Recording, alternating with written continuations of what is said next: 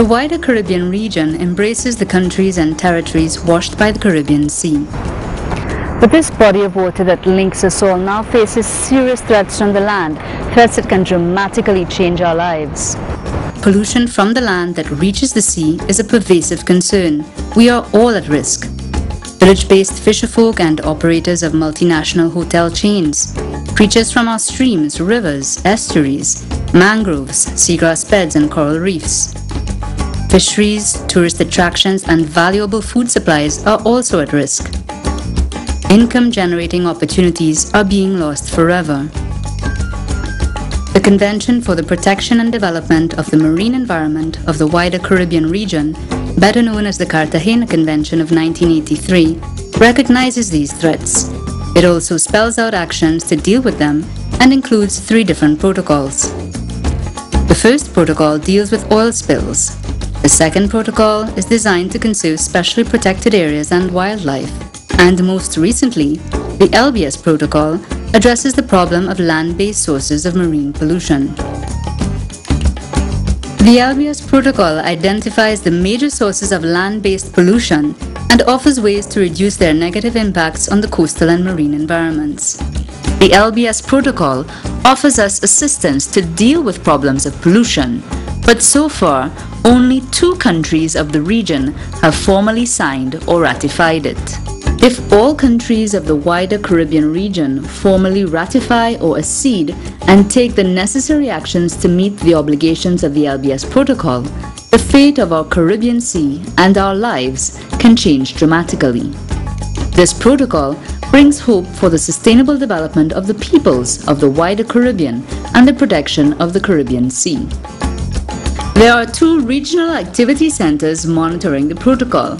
These are the Institute of Marine Affairs in Trinidad and Tobago and the Center of Engineering and Environmental Management of Bays and Coasts, known as CEMAB in Cuba.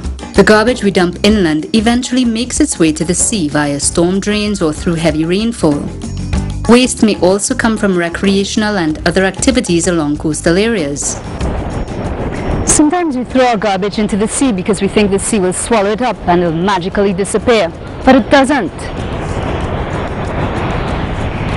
Today, pollution from the land that reaches the sea is endangering our lives. Fish stocks are being contaminated. Our nearshore reefs are dying. Mangroves are disappearing.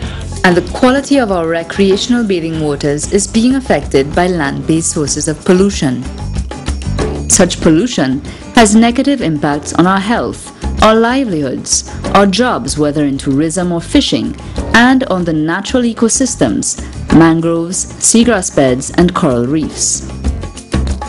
Why care about mangroves? Mangroves are often seen as wastelands where mosquitoes breed. We clear and drain such areas to build coastal resorts, roads, or airstrips, or to use as garbage dumps. Mangroves are important because they form natural barriers against hurricanes and the strong winds associated with storms.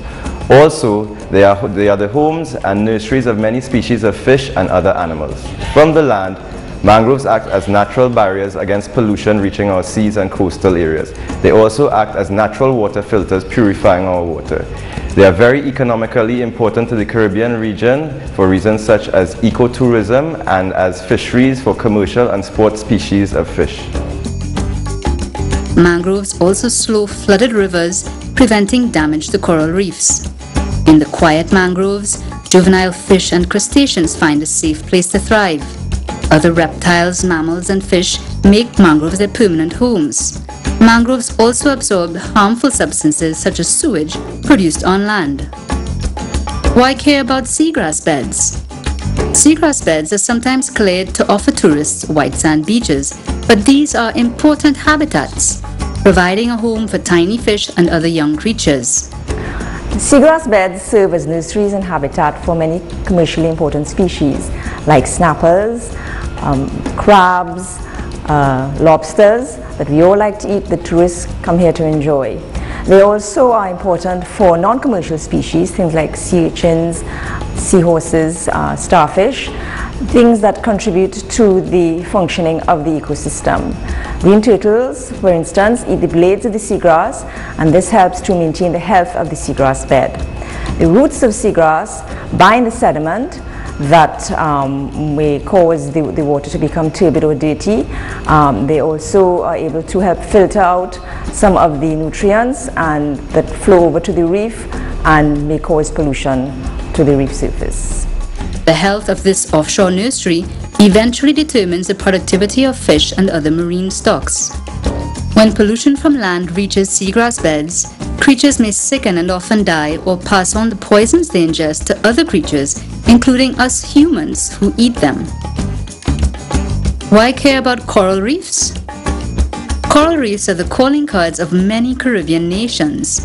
Tourism operators, local fishermen, and indigenous coastal communities depend on the health and pristine nature of coral reefs for their livelihood. The coral reefs are similar to tropical rainforests in that you have a lot of species like lobsters and shrimp, fish, anemones, and the corals that live there and form an ecosystem in their own right. Reefs are also natural barriers to protect the land from storm surges. Reefs may take thousands of years to grow, but they eventually die if the water becomes murky and polluted with harmful chemicals and suspended solids. When people degrade the hillsides and cause soil to be washed into the sea, this has the effect of